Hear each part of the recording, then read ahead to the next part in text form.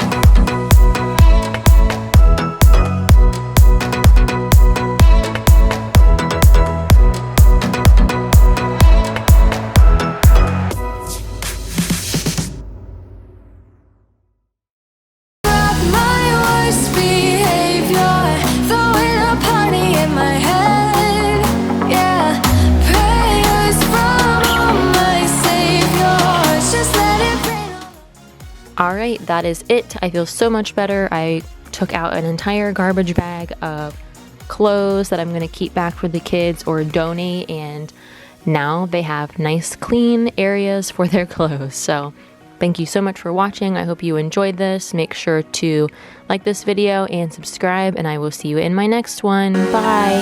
Now I brought my